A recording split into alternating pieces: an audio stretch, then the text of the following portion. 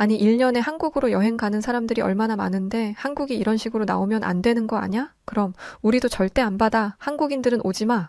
한국 정부의 정책에 분노하고 있는 외국인들이 한국은 타국을 못 살게 구는 악당이라는 표현까지 하고 있다고 하는데 과연 무슨 일이 있었길래 이 난리였던 걸까요? 안녕하세요. 저는 호주 버지니아 출신의 28살 프리랜서 그래픽 디자이너 다니엘라 캠벨입니다. 얼마 전까지만 해도 태국 치앙마이에서 한 달 살이를 하고 있었어요. 그런데 현재는 한국에서 거주 중인데요. 제가 한국에 오기까지 정말 많은 일들이 있었어요. 한국에 부정적인 감정을 가지고 오지 않으려 했던 제가 왜 한국에 오게 되었는지 이야기해 보려고 합니다. 호주에서 나고 자란 저는 항상 다른 나라의 문화를 경험하고 싶어 했어요. 어렸을 때부터 부모님을 따라 다양한 나라를 다녀본 경험 때문인 것 같네요.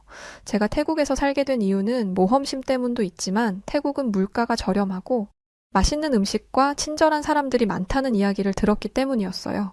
게다가 시간과 장소에 구애를 받지 않고 일을 하는 저와 같은 디지털 노마드들에게 인기 있는 도시라고 하기에 태국에서의 한 달 살이를 결심했답니다. 처음에는 걱정이 많았어요. 하지만 그 걱정은 치앙마이에 도착하자마자 눈 녹듯이 사라졌습니다. 공항에서부터 느껴지는 따뜻한 미소와 환대의 마음이 녹아내렸거든요. 태국인들은 늘 여유가 넘쳤어요. 여유롭기 그지없는 호주에서 온 저로서는 아주 마음에 들더라고요. 또 다른 장점은 음식이었어요.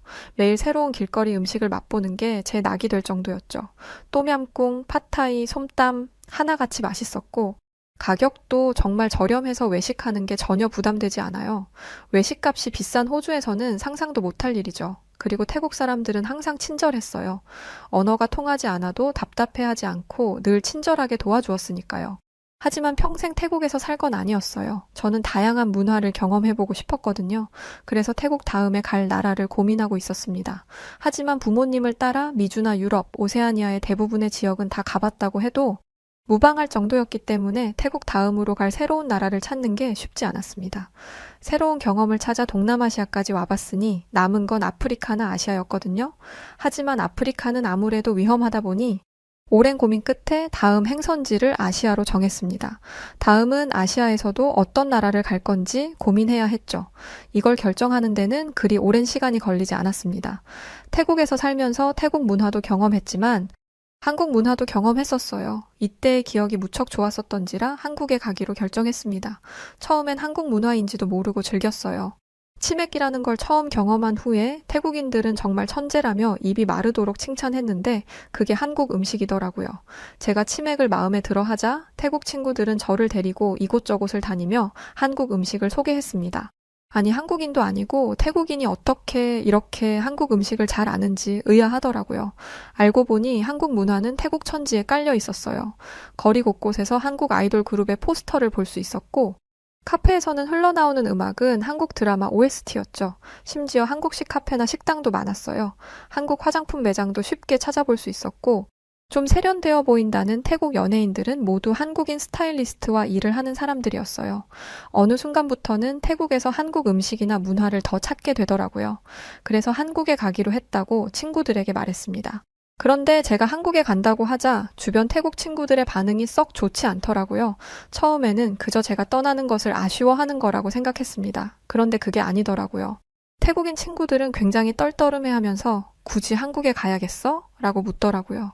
제가 몇 번이고 되묻자 그제야 친구들이 하나둘 입을 열기 시작했어요. 알고 보니 최근 한국이 태국 사람들의 입국 심사를 굉장히 까다롭게 하기 시작했다더라고요. 구체적으로 한국 법무부가 태국인들의 단기 방문 비자 발급 요건을 강화했대요.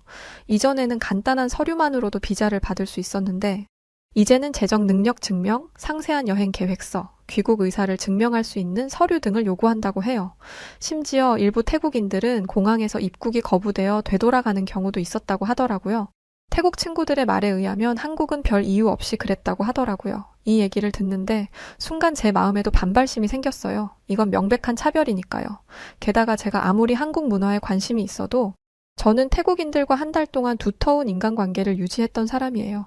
내 친구의 적은 나의 적이라는 말이 있듯이 태국인들을 못 살게 구는 한국이 마치 악당처럼 느껴졌습니다. 1년에 한국으로 여행 가는 태국인들이 얼마나 많은데 태국인들을 받지 않는다는 게 말이 돼? 이건 한국이 실수하는 거야. 그리고 한국이 이런 식으로 굴면 우리도 한국을 받지 말자고 말할 거야. 저는 이 말에 저도 모르게 고개를 끄덕였어요. 우정이 참 무섭더라고요. 친구들은 넌 호주 사람이니까 우리처럼 입국을 거절당하는 일은 없을 거야 라고 말했지만 저는 이미 한국에 가지 않기로 마음을 굳힌 상황이었습니다. 솔직히 한국의 드라마, 음악, 음식은 여전히 매력적이었지만 한국이라는 나라의 정책과 태도가 영 마음에 들지 않았거든요. 한국행을 취소하고 태국에서 더 머물며 다음 행선지를 다시 고민하기 시작했습니다. 그러다 문득 떠오른 나라가 중국이었습니다. 태국 친구들의 이야기를 들으며 한국에 대해 부정적인 인식을 갖게 됐지만 중국에 대해서는 별다른 선입견이 없었거든요. 그래서 중국행을 결심했어요. 친구들에게 마지막 인사를 건네고 중국으로 향했습니다. 베이징 서우두 국제공항에 도착했을 때 저는 약간의 긴장감을 느꼈어요. 하지만 그 긴장감은 곧 호기심으로 바뀌었습니다. 공항은 거대하고 현대적이었어요. 누군가가 중국이 지저분하다고 얘기하는 걸 들었어서 걱정했는데 생각보다 깨끗하게 정돈되어 있던 것처럼 보였습니다. 저는 공항에서 제가 호주에서 왔다고 하자 심사관은 간단한 인사를 건네기도 했죠. 물론 공항에 들어서자 알 수 없는 냄새들이 코끝을 찔렀지만 별다르게 생각하지는 않았어요. 택시를 타고 도시로 들어가는데 꽤나 높은 건물들이 많아서 놀랬었습니다. 저는 기분 좋은 예감을 느끼며 호텔에 체크인하고 잠시 쉬었다가 근처 거리를 산책했어요. 거리에는 활기가 넘치더라고요. 공원에 많은 사람들이 모여 태극권을 하거나 춤을 추고 있길래 옆에서 조금씩 따라하다 보니 하루가 금방 지나가 버렸습니다. 하지만 중국에 대한 제 첫인상과 기대감은 오래가지 못했어요. 불과 며칠 만에 제 환상은 산산조각 났죠. 특히 한 사건이 제게 큰 충격을 주었습니다. 저는 골목을 구경하는 걸 좋아해요. 골목으로 들어갈수록 현지인들의 삶을 가까이서 구경할 수 있으니까요. 아무래도 잘 정돈된 대로보다는 골목의 현실감 있잖아요. 좁은 골목길을 따라 걸으며 오래된 회색 벽돌집들과 빨간 등롱을 구경하는 것은 정말 재미있었습니다. 그런데 갑자기 옆 골목에서 고함 소리가 들려왔어요. 호기심에 그쪽으로 가보니 한 노인이 바닥에 쓰러져 있더라고요. 수많은 사람들이 그 좁은 골목으로 몰려 나왔지만 노인을 도우려는 사람은 아무도 없었습니다. 저는 즉시 달려가 노인을 일으키려 했어요. 그런데 주변 사람들이 제 팔을 잡아당기면서 말리더라고요. 중국어로 말을 해서 제대로 알아듣지는 못했지만 대략적으로 도와주지 말라고 하는 것 같았어요. 제게 불이익이 생길 수 있다면서요. 저는 저를 말리는 팔들을 뿌리치고 노인에게로 향했습니다. 사람들이 탄식을 하더라고요. 저는 노인을 일으키고 몸에 묻는 흙먼지를 털어주고 구급대를 불러달라고 주변인들에게 요구했습니다. 솔직히 이 정도는 해줄 줄 알았어요. 다행히 누가 연락을 한 것 같더라고요. 그런데 그 자리에 찾아온 사람은 구급대가 아니라 경찰이었습니다. 저는 경찰이 이 노인을 보호자에게 인계할 줄 알았어요. 그런데 정말 어이없게도 경찰은 저를 데리고 경찰서로 향했습니다. 이유는 제가 노인을 해쳤다는 것이었어요. 이게 대체 무슨 날벼락이란 말이죠? 저는 잘하지도 못하는 중국어를 섞어가며 억울함을 대변했습니다. 호주 대사관에 연락을 하고 나서야 오해가 풀리고 경찰서에서 나올 수 있었어요. 까딱 잘못했다가는 노인에게 거액의 합의금을 물어주거나 심하면 감옥에 며칠을, 길게는 몇 달을 다녀올 수도 있었다고 하더라고요. 상식적으로 이해가 안 되잖아요. 제가 그 노인을 밀치거나 해쳤다는 증거는 그 어디에도 없습니다. 제가 되려 그 노인을 도와주려 했다는 건 거기에 있던 수많은 사람들이 아는 얘기예요. 제가 답답해하니 대사관 직원은 2006년에 있었던 펑위안 사건을 들려주었습니다. 2006년에 있었던 이 사건에서 한 젊은이가 쓰러진 노인을 도와줬다가 오히려 그 노인에게 소송을 당했던 이야기였죠. 그 사건 이후로 중국에서는 선의의 도움을 주저하는 문화가 형성된 거고요. 친절하게만 보였던 중국인들에게 이런 이면이 있었다니 충격을 금치 못했고 며칠 뒤 또 다른 충격적인 경험을 하게 되었습니다. 상하이의 유명 관광지인 예원을 방문했을 때의 일이에요. 아름다운 정원을 구경하며 평화로운 시간을 보내고 있었는데 갑자기 제 눈앞에서 믿기 힘든 광경이 펼쳐졌어요. 한 중국인 관광객이 연못에 있는 거북이에게 먹이를 주고 있었는데 그 먹이가 뭔가 이상하더라고요. 그 관광객이 던지고 있던 건 다름 아닌 담배꽁초였습니다. 게다가 그 사람의 자식처럼 보이는 아이들은 그걸 재미있다며 보고 있었어요. 저는 이 말도 안 되는 상황을 공원 관리인에게 가서 알렸습니다. 그런데 관리인의 반응이 가관이더라고요. 괜찮아요. 흔한 일이에요. 라며 이 상황을 아무것도 아닌 사소한 일로 대충 덮어버리려고 했습니다. 호주는 동물들과 그들의 서식지, 자연을 보호하는데 진심인 나라예요. 그래서 동물학대를 그저 장난으로 여기고 별것 아닌 걸로 치부하는 모습에 경악을 금치 못했습니다. 호텔로 돌아와 이에 대해 더 찾아보니 중국의 동물보호법이 매우 미흡하더라고요. 반려동물에 대한 학대는 물론 야생동물 보호에 대한 인식도 많이 부족해 보였어요. 솔직히 저는 약자에 대한 태도가 그 나라의 국격과 수준을 보여준다고 생각해요. 노인이나 도움이 필요한 사람을 외면하는 모습은 이미 봤고, 이번엔 말 못하는 동물을 괴롭히는 모습을 통해 중국의 어두운 면을 보게 되었죠. 동물과 자연을 존중하는 마음이 없다면 진정한 선진국이라고 할 수 없다고 생각해요. 그런 면에서 중국은 후진국과 다름없어 보였죠. 이 두 사건을 겪고 나서 저는 중국에 대한 기대가 완전히 사라져 버렸어요.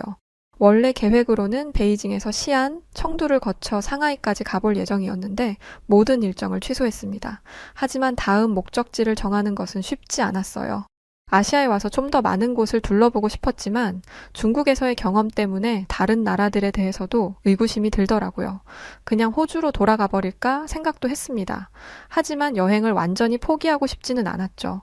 시끄럽고 어수선한 중국에서 왔다 보니 더 좋게 느껴졌던 것 같아요. 하지만 일본에 대한 제 기대와 호감도 오래가지 못했어요. 일본에는 인터넷 카페라는 게 있더라고요. 말 그대로 개별적인 공간에서 인터넷을 할 수 있는 카페였는데요. 새로운 문화라고 생각해서 갔던 게 제 실수였습니다. 그곳은 한 평짜리 모텔과 다름이 없었어요. 말이 카페지, 사람들이 거기서 숙식을 하며 살고 있더라고요. 청년 실업 문제 때문에 집을 잃은 젊은이들이 인터넷 카페로 오게 된 거였죠. 저는 일본인들이 깨끗하고 남에게 피해 안 주려고 한다고 알고 있었는데 이건 지저분한 걸 넘어서 역겨운 수준이었어요. 자세히 말하는 것조차 불결해서 얘기하기 어렵지만 화장실에 가기 위해 그 좁은 방에서 나가는 것도 귀찮은지 소변 정도는 방에서 해결하더라고요. 가끔은 대변도 방 안에서 해결하는 사람도 있었어요. 어떻게 알게 되었냐고요? 저도 알고 싶지 않았어요. 얼마나 냄새가 역한지 저는 들어간 지 2시간도 채 되지 않아서 도망치듯 뛰쳐나왔습니다. 아시아의 강대국이자 선진국이라는 중국과 일본에서 연달아 이런 모습을 보았다 보니 아시아에 대한 안 좋은 선입견마저 생길 지경이었어요. 아시아에 발을 붙이나 봐라 라고 생각하면서 호주로 가는 비행기를 찾아보고 있었어요. 그런데 다음 날 우연히 한국에서 온 관광객 그룹을 만나게 됐어요. 도쿄의 유명한 관광지인 아사쿠사에서였죠. 처음에는 그저 평범한 관광객 그룹이라고만 생각했는데 그들의 행동이 자꾸 눈에 밟히더라고요. 일단 굉장히 질서를 잘 지켰어요. 붐비는 절 앞에서도 줄을 서서 차분히 기다리고 사진을 찍을 때도 다른 사람들에게 방해가 되지 않도록 조심하더라고요. 반면 근처에 있던 중국 관광객들은 큰 소리로 떠들며 줄도 서지 않고 밀치고 들어가려고 했어요. 또 한 가지 인상적이었던 건 쓰레기 처리 방식이었어요. 한국 관광객들은 과자를 먹고 난 후 쓰레기를 주머니에 넣어 가지고 다니다가 쓰레기통을 발견하면 그때 버리더라고요. 하지만 일부 중국 관광객들은 아무데나 쓰레기를 버리고 있었어요. 이건 중국에 있으면서 수도 없이 봤던 모습이라 익숙했는데 한국인 관광객들과 비교해보니 아주 보기 싫더라고요. 그리고 한국 관광객들은 힘들어도 현지어로 소통하려고 노력했어요. 저에게는 영어로 대화를 나누려고 했고요. 40, 50대로 보이는 어른들이었는데 발음이 서툴러도 그 사람의 언어로 대화하려 노력하는 게 아주 보기 좋았어요. 반면 중국 관광객들 중 일부는 영어, 일본어는 전혀 쓰지 않고 오직 중국어만 사용하더라고요. 중국어를 알아듣지 못하면 일본어를 쓰든 영어를 쓰든 해야 하는데 중국인들은 언성만 높일 뿐이었어요. 중국인들 목소리 큰 건 다들 알고 계시죠? 이런 모습들을 보면서 저는 한국인들에게 호감을 느끼기 시작했어요. 그들의 행동은 중국, 일본인들이 보여준 모습과 달랐거든요. 질서를 지키고 환경을 생각하고 다른 문화를 존중하는 모습이 정말 인상적이었어요. 그때 문득 제가 한국에 대해 너무 성급하게 판단했던 건 아닐까 하는 생각이 들었어요. 태국에서 들은 이야기만으로 한국을 판단한 게 실수였을 수도 있겠다고 생각했죠. 어쩌면 한국은 제가 생각했던 것보다 더 나은 나라일지도 모른다는 생각이 꼬리를 물면서 저는 큰 결심을 하게 됐어요. 직접 한국에 가보기로 한 거죠. 저도 아시아에 대한 안 좋은 선입견만 가지게 된 채 여행을 끝내고 싶지 않았거든요. 부디 한국이 제 기대를 무너뜨리지 않기를 바라며 저는 한국으로 향했습니다. 저는 중국 공항도 깨끗하다고 생각했었는데 한국에 비하면 그건 지저분한 걸 넘어 더러운 수준이었어요. 인천국제공항은 깨끗하고 현대적이었으며 입국 절차도 신속하고 효율적이었어요. 게다가 공항에서 서울로 가는 길에 보이는 풍경들이 무척 인상적이었어요. 초록빛 숲과 현대적인 건물들이 조화롭게 어우러져 있었거든요. 호주는 초원도 많고 사막도 있고 자연적으로 아주 아름다운 곳입니다. 하지만 이렇게 도심과 숲, 자연이 어우러져 있지는 않아요. 그래서 한국의 이런 환경이 제게 생소하면서도 멋지게 다가왔어요. 서울에 도착해서 첫 번째로 놀란 건 대중교통 시스템이었어요. 지하철은 깨끗하고 정확했으며 영어 안내도 잘 되어 있어서 외국인인 제가 이용하기에도 전혀 불편함이 없었어요. 특히 지하철역에 설치된 스크린 도어가 인상적이었죠. 안전과 환경을 모두 고려한 시설이라는 생각이 들었어요. 그리고 거리 곳곳에서 볼 수 있는 무료 와이파이 존도 놀라웠어요. 카페나 식당뿐만 아니라 공원, 지하철역 등 공공장소에서도 쉽게 인터넷을 이용할 수 있더라고요. 이런 편의시설이 잘 갖춰져 있다는 점에서 한국의 IT 강국 이미지를 실감할 수 있었습니다. 호주는 땅덩어리가 너무 넓다 보니 어딜 가나 인터넷을 사용하기 쉽지 않거든요. 속도면에서도 한국을 따라가는 건 불가능해 보였습니다. 지금까지 세계 여러 나라를 다녀봤지만 이렇게 인터넷이 잘 되는 나라는 찾기 어려웠어요. 저는 노트북만 있으면 세계 어디서든 일을 할 수 있는 사람이잖아요. 그래서 어딜 가든 인터넷 환경이 매우 중요한데요. 태국은 저와 같은 사람들에게 최적화된 나라라고 하면서도 인터넷 면에서는 단점이 무척 많았습니다. 하지만 한국은 저와 같은 디지털 노마드에게 최적화된 나라라고 홍보하지 않잖아요. 그래서 태국보다 인터넷 환경이 별로일 거라고 생각했는데 제 생각이 잘못된 거였어요. 요즘처럼 인터넷이 중요한 세상에 이것 때문에라도 한국에서 살고 싶은 사람이 있겠더라고요. 물론 저도 그중 한 명이었거든요. 그런데 항상 좋은 일만 있지는 않았어요. 명동에서 쇼핑을 하다가 지갑을 잃어버린 거였죠. 현금은 물론이고 신용카드, 신분증까지 모두 들어있던 지갑이었어요. 당장 쓸 수 있는 차비도 없는데 어쩔 줄 몰라 하고 있었습니다. 그때 한 한국인 커플이 저에게 다가왔어요. 제가 외국인이라는 걸 알아채고 영어로 무슨 일이냐고 물어보더라고요. 제가 떨리는 목소리로 상황을 설명하자 그 커플은 즉시 저를 도와주겠다고 했습니다. 저는 제가 마지막으로 지갑을 본 장소로 향했습니다. 하지만 당연하게도 지갑은 보이지 않았어요. 저는 그냥 포기해버렸습니다. 전 세계 어느 나라를 가도 잃어버린 소지품을 되찾은 경우는 없었거든요. 저를 경찰서로 안내하려 했지만 저는 거절했어요. 가봤자 달라지는 건 없다고요. 하지만 한국인 커플들은 반드시 찾을 수 있을 거라는 강한 자신감과 함께 저와 경찰서로 갔고 제 통역사 역할을 자처하며 분실 신고를 하는 과정을 꼼꼼히 도와주었어요. 신고를 마치고 나온 후에도 그 커플은 저를 그냥 보내지 않았어요. 제가 숙소로 돌아갈 방법이 없다는 걸 알고는 자기들이 택시비를 내주겠다고 했죠. 심지어 만약의 경우를 대비해 자신들의 연락처도 알려주었습니다. 이런 친절에 저는 정말 감동받았어요. 낯선 나라에서 이런 상황에 처했을 때 누군가 이렇게 도와준다는 건 정말 큰 위안이 되더라고요. 그들의 따뜻한 마음씨와 적극적인 도움은 제가 이전에 중국이나 일본에서 경험하지 못한 것이었어요. 한국인 커플은 주저없이 나서서 낯선 외국인인 저를 돕겠다고 나섰고 끝까지 책임감 있게 도와주었잖아요. 이 경험을 통해 이전의 편견들이 잘못되었다는 걸 완전히 인정하게 되었습니다. 한국에 대한 인식이 긍정적으로 바뀌면서 저는 더 다양한 경험을 하고 싶어졌습니다. 그래서 서울의 유명한 다국적 지역인 이태원을 방문하기로 했죠. 이태원에 도착하자마자 그곳의 독특한 분위기에 매료되었어요. 다양한 국적의 사람들, 세계 각국의 음식점들, 그리고 활기찬 거리 풍경이 정말 인상적이었죠. 이태원의 한 펍에서 저는 우연히 몇몇 외국인들과 대화를 나누게 되었어요. 그들 중에는 한국에서 몇 년째 살고 있는 사람들도 있었고 저처럼 여행 온 사람들도 있었습니다. 대화를 나누면서 저는 그들에게서 한국의 여러 장점들을 듣게 되었는데요. 첫 번째로 언급된 장점은 안전성이었어요. 미국에서 온 벨루아는 밤늦게 혼자 돌아다녀도 안전하다는 느낌을 받을 수 있는 나라는 한국이 유일할 거라고 말했습니다. 저도 동의하는 부분이에요. 호주도 그렇고 다른 나라도 그렇고 여자 혼자 밤늦게 거리를 돌아다니는 건 스스로 범죄의 표적이 되는 것과 다름이 없습니다. 특히 미국에서는 대낮에 가까운 마트를 갈 때도 차를 타고 이동한다고 하더라고요. 반면에 한국 여자들은 낮이건 밤이건 상관없이 편하게 집 앞 카페도 가고 마트도 가죠. 두 발이 자유롭다는 게 얼마나 큰 행운인지 아마 겪어보지 않고는 모를 거예요.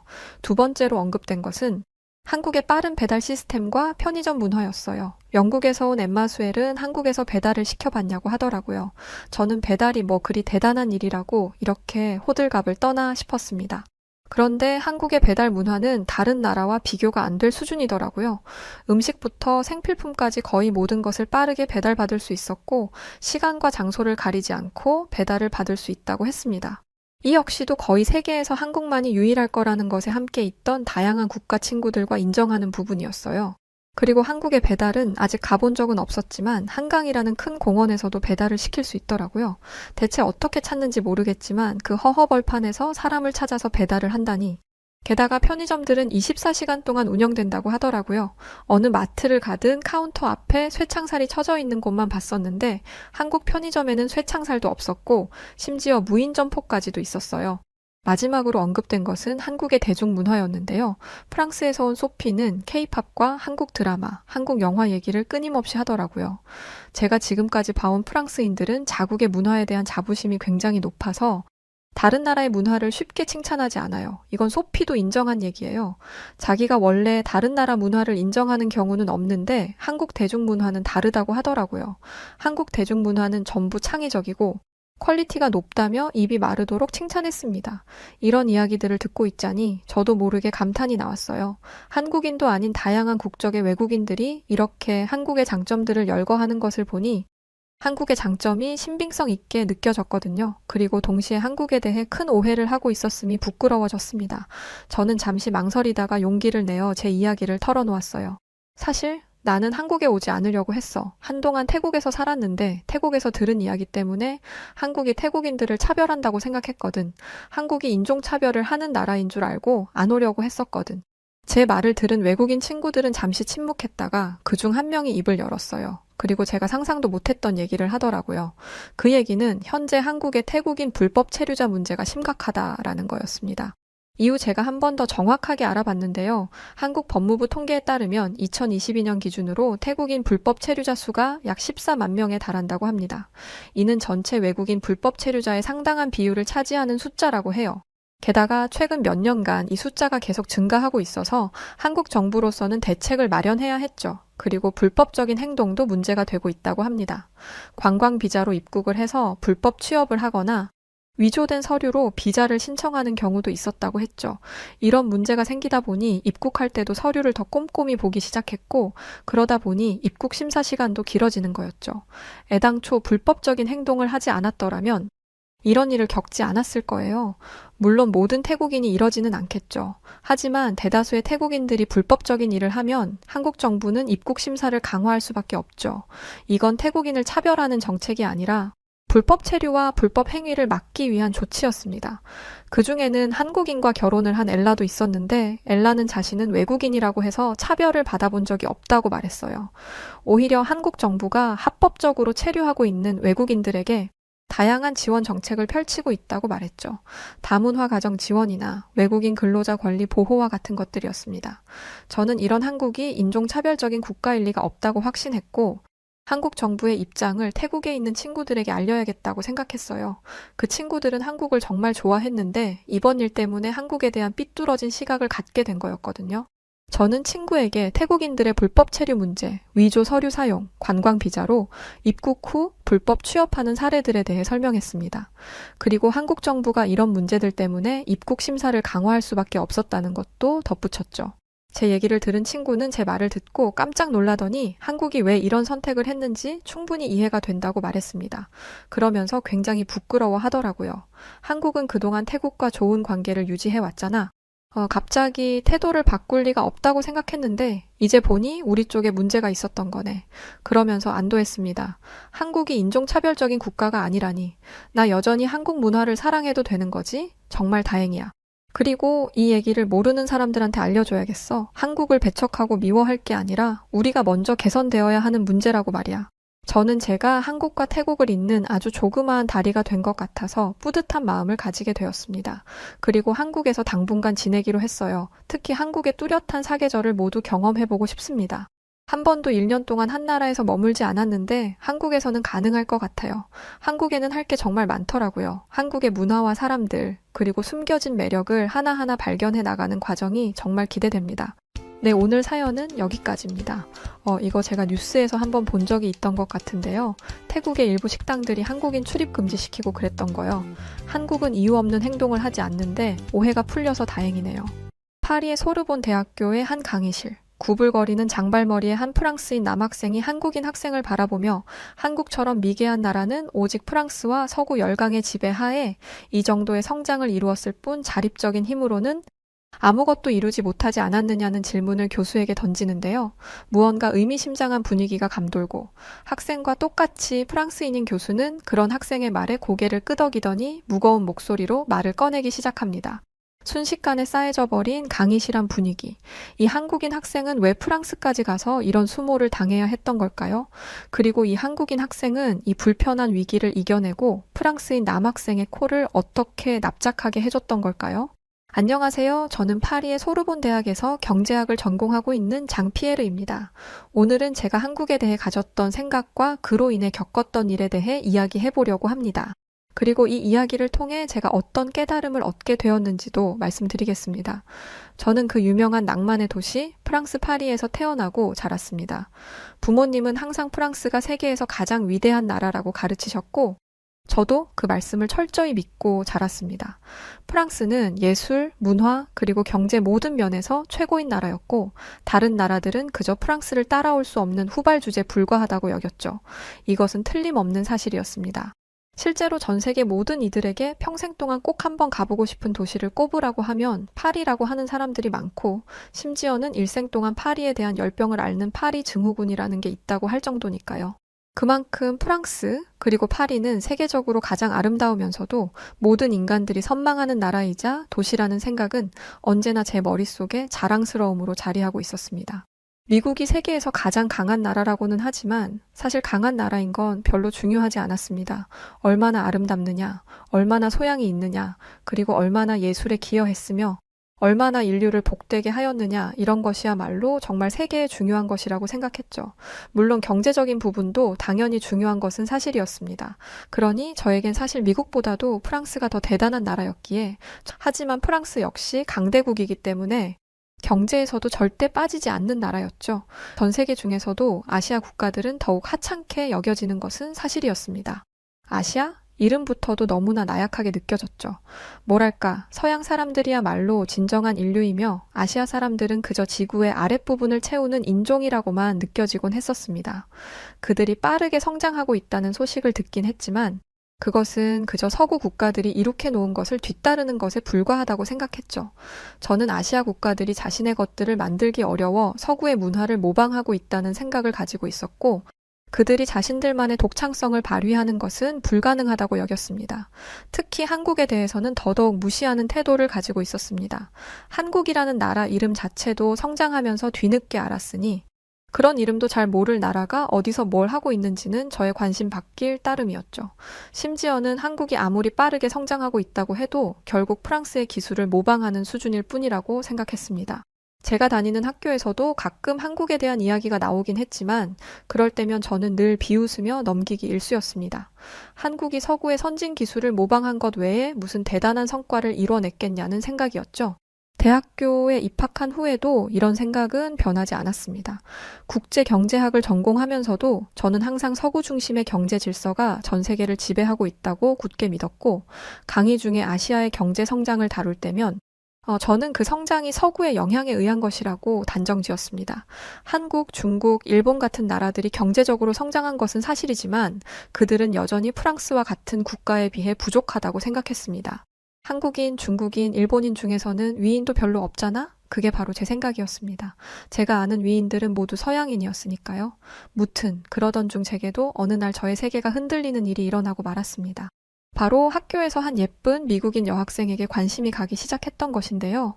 그녀의 이름은 사라였고 그녀는 밝고 친절한 성격으로 모든 사람에게 호감을 주는 사람이었습니다. 짧은 금발 머리를 하고 사랑스러운 눈을 가진 사라에게 저는 순식간에 빠져들고 말았어요.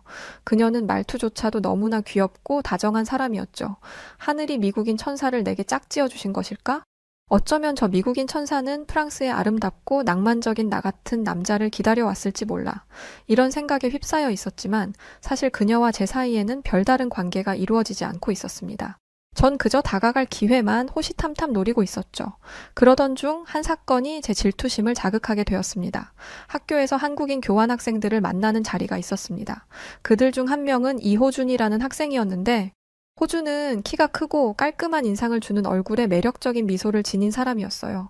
제가 봐도 왠지 모르게 카리스마 있는 아우라가 넘쳐 흐르는 듯한 사람이었죠. 그의 자신감 넘치는 태도는 많은 사람들의 시선을 끌었고, 사라 역시 그중 한 명이었습니다.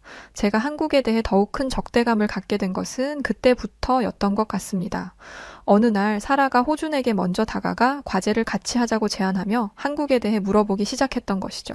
그 당시 과제는 각 나라별 경제 발전 수준을 파악하고 이에 대한 에세이를 쓰는 것이었어요. 그렇기에 서로 다른 배경을 가진 국가의 학생들이 서로에게 피드백을 주는 것이 더욱 유리한 것은 사실이었지만 왜 하필 프랑스인인 제가 아닌 한국인 호준이었을까요? 저는 사라가 원망스러웠습니다. 한참을 두 사람만 지켜보고 있는데 호준이 사라에게 한국의 경제 발전과 기술 혁신에 대해 열정적으로 설명해주기 시작하더군요. 그는 자신감 넘치는 태도로 한국이 얼마나 빠르게 성장했는지, 그리고 그들이 세계 경제에서 어떤 위치를 차지하고 있는지를 자랑스럽게 이야기했습니다. 사라는 그의 말을 듣고 감탄하며 호준에게 큰 호감을 보이는 것 같았어요. 저는 이 장면을 지켜보며 가슴속 깊은 곳에서 질투심이 피어오르는 것을 느꼈어요. 감히 저런 거짓말로 나의 사라를 꼬시려고 들다니 하는 괘씸한 마음이 들었죠. 저는 사라에게 호감을 가지고 있었지만 그동안 적극적으로 다가가지 못했던 제 자신이 원망스러웠습니다. 너무 경쟁자가 많았기 때문이었어요. 그런데 그런 사라가 호준에게 관심을 갖다니 분명 그는 속이 텅 빈 껍데기 같은 남자일 것이라는 확신이 들었습니다. 화가 난 저는 그의 자신감 있는 태도와 사라의 호응에 불편함을 느끼며 프랑스보다 못한 한국이라는 나라라는 불만에 더욱 매몰되기 시작했습니다. 며칠 후 학교 카페에서 친구들과 이야기를 나누고 있을 때였습니다. 마침 호준과 사라가 옆 테이블에 앉아 대화를 나누고 있더군요. 그들은 한국의 기술 혁신과 경제적 성과에 대해 이야기하고 있었고, 호주는 한국이 디지털 경제에서 이룩한 성과와 세계적인 기업들이 어떻게 성장했는지에 대해 자신감 있게 설명하고 있었습니다. 사라는 그의 이야기에 깊이 빠져들어 있는 것 같았고, 저는 그 모습을 보면서 점점 더 화가 나기 시작했습니다. 그 순간 저는 더 이상 참을 수 없다는 생각이 들었어요. 자리에서 벌떡 일어나 호준에게 다가갔죠. 그리고는 그에게 말했죠. 한국이 뭐가 그렇게 대단하다고 생각하느냐고. 결국 너희가 자랑하는 그 모든 기술과 경제 성과는 프랑스에서 비롯된 것들이 아니냐고 말입니다. 프랑스가 없었다면 한국이 지금처럼 성장할 수 있었겠냐고 그에게 따졌어요. 그런데 제 예상과 다르게 호주는 제 말을 듣고도 당황하지 않았습니다. 오히려 차분하게 한국이 이룩한 성과 중엔 프랑스를 모방한 것이 없다고, 우리는 한국만의 방식으로 혁신을 이루어 왔다고 설명했어요. 저는 그의 차분한 반응에 더 화가 나서 목소리를 높였죠. 한국은 결국 아시아의 작은 나라에 불과하고 너희가 아무리 자랑해봤자 서구를 따라잡을 수는 없을 것이라고 말했어요. 그날 저는 결국 호준과 격렬한 말다툼을 벌였습니다. 아니, 사실 격렬하게 덤벼드는 저와 차분한 호준과의 끝없는 말꼬리 잡기가 이어지고 있는 상황이었죠. 우리 사이의 대화는 점점 더 격해졌고 주위에 있던 다른 학생들이 우리를 지켜보며 웅성거렸습니다. 하지만 저는 멈추지 않았어요. 호주는 계속해서 침착하게 자신의 입장을 설명하려 했지만 저는 그의 말을 끊으며 무시했습니다. 근데 이상하게 자꾸만 말이 막히는 겁니다. 사라가 지켜보고 있는데 이대로 질 수는 없어. 마음이 급해져 자꾸만 저는 말실수를 했고 결국 저는 더 이상 할 말이 없자 도망치듯 자리를 떠나버렸습니다. 그날 밤 저는 침대에 누워 낮에 있었던 일을 되짚어 보았어요. 호준의 자신감 있는 태도와 사라의 반응이 떠올라 마음이 복잡했습니다.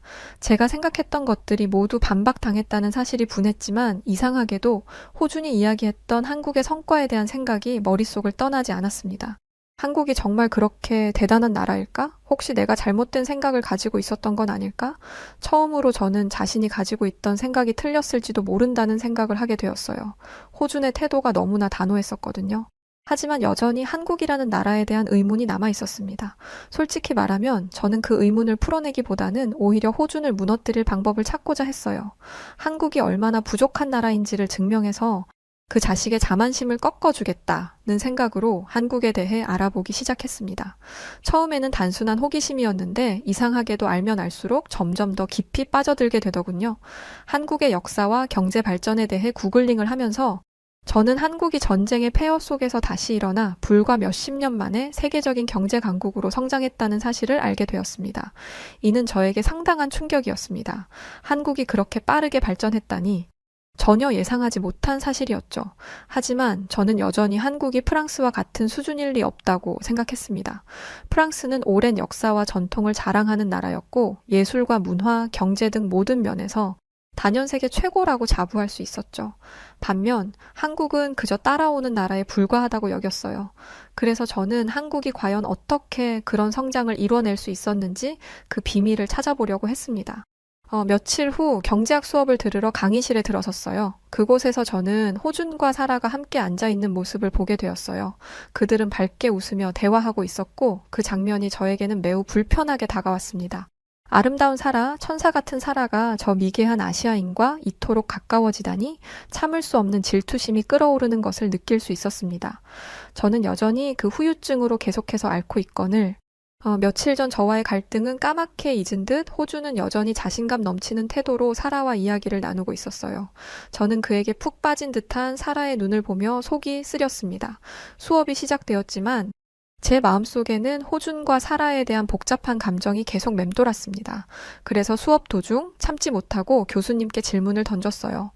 교수님, 한국의 경제 수준이 프랑스에 비해 얼마나 뒤떨어졌는지 설명해 주실 수 있나요?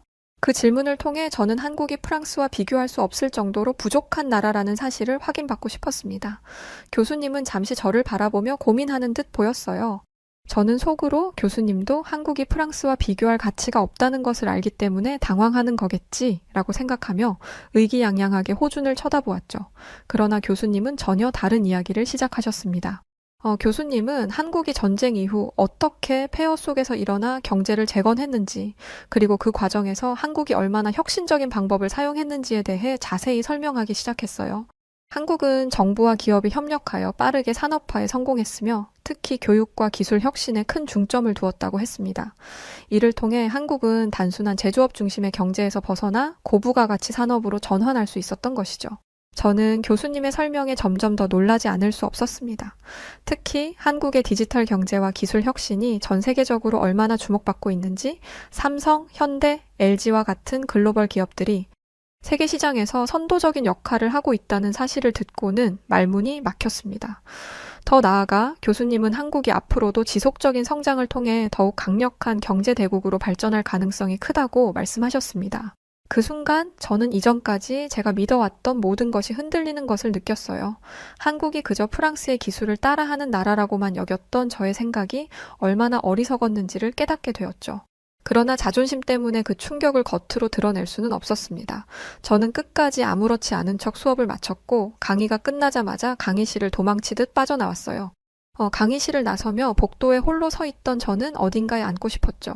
마음이 너무 복잡했고 머릿속은 정리되지 않은 생각들로 가득 차 있었습니다. 한국이 정말 그렇게 강한 나라라면 그동안 내가 믿어왔던 것들은 무엇이었을까? 프랑스가 최고라고 믿었던 내 자존심은 이제 어떻게 되는 걸까? 이러한 생각들이 계속해서 떠오르며 저를 괴롭혔습니다. 며칠이 지나고 예상치 못한 사고가 발생했어요. 그날은 늦게까지 과제를 하고 있었는데 실수로 매우 중요한 파일을 삭제해버리고 말았던 것이었죠. 이 파일은 다음날 제출해야 할 과제였기에 저는 그 순간 절망감에 빠졌습니다. 복구 프로그램을 사용해보려 했지만 이미 파일은 완전히 사라진 뒤였죠. 정말 어찌할 바를 몰랐어요. 제가 아는 모든 방법을 총동원했지만 아무것도 소용이 없었습니다. 다른 프랑스 친구들도 방법이 없다며 그냥 포기하라고만 하더군요. 젠장, 하필 이럴 때 이 자식이라니? 라고 생각했죠. 호주는 제가 당황한 표정을 짓고 있는 것을 보고 무슨 일이냐고 물었습니다. 그런데 그때 제 옆으로 이호준이 다가왔습니다. 자존심이 상했지만 상황이 너무 절박했기에 어쩔 수 없이 그에게 상황을 설명해야만 했죠. 그러자 호준은 침착하게 내가 도와줄 수 있을 것 같아 라고 말하며 클라우드 백업 시스템을 사용하는 방법을 제안했어요. 저는 그 시스템에 대해 잘 몰랐지만 호주는 매우 친절하게 그 과정을 하나하나 설명해 주었습니다. 호주는 단순히 말로만 설명하지 않고 자신의 노트북을 꺼내서 직접 시범을 보였어요. 그는 매우 능숙하게 클라우드 시스템을 활용해 파일을 복구하는 방법을 알려주었고 그의 도움으로 결국 저는 삭제된 파일을 되찾을 수 있었습니다. 정말이지 그 순간 제 마음속 깊은 곳에서 한국의 기술 수준이 이 정도였단 말인가? 라는 생각이 들었습니다. 호준이 사용하는 기술과 시스템은 제가 알던 것보다 훨씬 더 발전된 것이었고 그의 능력에 저는 큰 충격을 받았어요. 그는 IT 학도도 아니었고 그냥 저처럼 평범하게 경영을 전공하는 학생이었어요. 그런데도 이 정도의 기술력이라니 그것도 아무렇지 않다는 듯이 말입니다. 심지어 그는 기술적으로 뛰어난 능력을 보여주었을 뿐만 아니라 매우 젠틀하고 친절한 태도로 저를 도와주었습니다. 그는 제가 당황하거나 자존심이 상할까봐 조심스럽게 다가왔고 아무런 대가 없이 저를 도와주었어요. 그때 저는 한국이 기술적으로 뛰어난 나라인 것뿐만 아니라 호준과 같은 사람들이 얼마나 젠틀하고 배려심이 깊은지 느끼게 되었죠. 그러나 이상하게도 저는 그에게 고맙다는 말을 하지 못했어요. 자존심이 너무 상했기 때문이죠. 호주는 제가 고맙다는 말을 꺼내지 않는 걸 눈치챈 듯 그저 미소를 지으며 다행이네.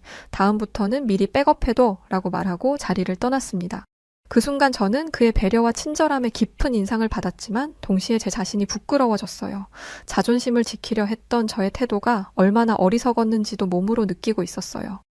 며칠 후 학교 복도에서 우연히 사라와 마주쳤습니다. 저는 여전히 복잡한 감정을 가지고 있었지만 사라와 호준의 관계가 신경 쓰여 그녀에게 말을 걸었습니다. 그런데 사라가 저를 보자마자 갑자기 호준에 대한 불만을 털어놓기 시작하더군요. 장피에르, 너도 알겠지만 호준이 너무 자신만만하게 구는 것 같지 않아? 아무리 한국에서 왔다고 해도 한국이 대체 뭐가 대단하다고 그렇게 자신 있게 말할 수 있는 거지? 나는 정말 이해가 안 돼. 한국이란 나라는 사실 서양의 문화와 기술을 모방할 뿐이잖아. 솔직히 말해 그들이 이뤄낸 건 별거 아니야. 한국은 아직도 전통적인 사고방식에 갇혀 있고 문화도 별로 세련되지 않은 것 같아. 게다가 그들의 정치나 사회 구조는 우리와는 비교도 안 되게 뒤떨어져 있어. 그런 나라에서 온 학생이 뭐가 그리 잘난 척을 할 수 있다는 거지? 가만히 듣고 있어 보니 아무래도 사라가 호준에게 거절을 당한 것 같았습니다. 사라가 가장 예쁜 원피스를 입고 호준에게 데이트를 하겠냐고 물었지만 호준이 곤란해하며 과제가 바빠 함께할 수 없다고 했다더군요. 사라의 말을 들으면서 저는 점점 더 화가 치밀어 올랐습니다. 그러면서도 스스로 당황스럽기 시작했어요. 왜냐하면 이번에는 그 화가 호준에 대한 것이 아니라 사라가 한국을 무시하고 비판하는 태도에 대한 것이었기 때문이었습니다. 그 순간 저는 저도 모르게 사라의 말을 반박하기 시작했어요. 사라, 네가 말하는 한국은 이미 과거의 모습이야. 지금의 한국은 완전히 달라. 한국은 전쟁의 폐허 속에서 불과 몇십 년 만에 세계적인 경제 강국으로 성장했어.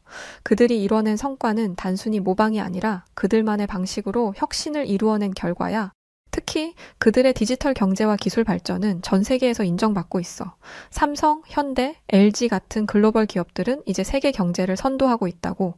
그리고 한국은 전통적인 가치와 현대적인 사고방식을 조화롭게 융합시키면서 독자적인 길을 개척해왔어. 그들은 단지 서구를 모방하는 것이 아니라 그들만의 독창적인 문화를 만들어내고 있어. 사라는 제 말을 듣고 잠시 멈칫했습니다. 그녀는 제가 이렇게까지 한국을 옹호할 줄은 전혀 예상하지 못한 듯 보였습니다. 그리고 솔직히 저도 제가 이렇게 한국을 변호할 줄 몰랐습니다. 그러나 그 순간 저는 한국에 대한 저의 생각이 완전히 달라졌음을 깨달았어요. 한국은 더 이상 저에게 하찮은 나라가 아니었죠. 오히려 존경할 만한 나라였고 제가 배울 점이 많은 국가였습니다. 저는 계속해서 사라에게 한국의 다양한 측면을 설명했습니다. 사라, 한국은 단순히 기술적 발전뿐만 아니라 사회적 변화와 문화적 혁신도 동시에 이루어냈어. 그들은 빠르게 변화하는 세계 속에서 자신들만의 독창적인 문화를 만들어냈고 그 문화는 이제 전 세계에서 주목받고 있어. K-팝, 한국 드라마, 영화까지도 이제는 세계적인 문화 현상이 되었잖아. 그리고 한국인들은 매우 근면하고 끈기 있는 사람들이야. 그들은 어려운 상황 속에서도 포기하지 않고 끝까지 노력하는 정신을 가지고 있어. 난 이제 그런 한국을 무시할 수 없게 되었어. 사라는 제 말을 듣고 깊은 생각에 빠진 듯 보였어요. 그리고 저는 그 순간 저 자신도 놀라게 되었습니다. 한국에 대해 이렇게 열정적으로 이야기하고 있는 제 모습을 보고 한국에 대한 나의 시각이 완전히 바뀌었음을 깨달았죠. 사라에게 한국에 대한 저의 새로운 시각을 이야기한 후 저는 그동안 한국에 대해 가졌던 편견이 얼마나 깊었는지를 다시 한번 돌아보게 되었습니다. 호준이 저에게 보여준 친절함과 그가 한국에 대해 이야기하던 당당함은 단순히 우연이 아니었어요. 그것은 그가 자신의 문화와 나라를 얼마나 자랑스럽게 생각하는지를 보여주는 증거였고 저는 그 자부심이 어디에서 오는 것인지 알고 싶어졌습니다. 그래서 저는 호준과 친해지기 위해 조금씩 노력하기로 했어요. 처음에는 그와의 거리를 좁히는 것이 쉽지 않았죠. 제 자존심과 지난날의 오만함이 여전히 남아 있었기 때문이었어요. 하지만 호준이 저에게 보여준 진정성과 한국에 대한 호기심이 저를 움직이게 했습니다. 저는 그에게 한국에 대해 더 많이 배우고 싶다고 솔직하게 이야기했어요. 호주는 저의 요청을 기꺼이 받아주었습니다. 한국의 뿌리에 대해 설명해달라는 저의 말에 그는 먼저 한국의 역사와 문화에 대해 소개해 주었어요. 한국이 오랜 역사 속에서 다양한 외세의 침략을 어떻게 견디며 그들만의 독창적인 문화를 지켜왔는지, 그리고 그 과정에서 한국이 얼마나 강인한 정신력을 바탕으로 현재의 경제 발전을 이루었는지 알게 되었습니다. 놀라운 사실은 이러한 역사적인 이야기를 굳이 역사를 전공한 학생이 아니어도 한국의 학생들은 대부분이 잘 알고 있다는 사실이었는데요. 한국은 역사를 잊은 민족에게 미래는 없다라는 가르침을 대대손손 전승하며 선조들의 지혜와 피땀 흘린 역사를 후손들에게 열심히 전하고 있는 듯하였습니다. 호준이 왜 그렇게 자부심이 있는지 알 수 있는 대목이었죠. 또한 한국의 경제 발전은 단순히 숫자로만 평가할 수 없는 것이었습니다. 한국은 20세기 중반 전쟁의 폐허 속에서 다시 일어나 불과 몇십 년 만에 세계적인 경제 대국으로 성장했습니다. 그 과정에서 한국은 독자적인 산업화와 기술 혁신을 통해 글로벌 시장에서 중요한 위치를 차지하게 되었죠. 호주는 이 과정에서 한국인들이 얼마나 열심히 일하고 끊임없이 자기 자신을 발전시키려는 의지를 가졌는지를 설명해 주었어요. 그런데 이런 역사나 경제적인 부분이 전부가 아니었습니다. 특히 호준이 강조한 것은 한국인들이 가진 예의 바른 문화와 인간관계의 중요성이었어요. 한국에서는 상호 존중과 배려가 매우 중요한 가치로 여겨지며 이는 한국 사회 전반에 깊이 뿌리 내려 있었죠. 처음에는 이런 문화를 이해하기 어려웠지만 점차 저는 그들의 예의 바른 태도가 단순한 거칠애가 아니라 진심에서 우러나온 것임을 깨닫게 되었습니다. 호준이 무례한 저를 상대로 어떻게 그렇게 배려심 있고 존중하는 태도를 유지할 수 있었는지 깨닫는 대목이었죠. 호준과의 대화를 통해 한국의 문화에 대해 더 많은 관심을 가지게 된 저는 호준이 추천해준 한국의 유명한 영화와 음악, 드라마에 대해 알아보기로 했어요. 호준은 저에게 봉준호 감독의 영화 기생충을 추천해 주더라고요. 이 영화는 세계적으로 많은 상을 수상한 작품으로 한국 영화가 얼마나 큰 예술적 가치를 가지고 있는지를 보여주는 대표적인 예라고 했습니다. 저는 호준의 권유에 따라 기생충을 보게 되었어요. 솔직히 처음에는 그저 한국 영화가 어떤지 호기심에 보게 된 것이었지만 영화를 보는 동안 저는 완전히 몰입하게 되었죠. 이 영화는 단순한 이야기 전개를 넘어 사회적 불평등과 계층 간의 갈등을 날카롭게 다루고 있었습니다.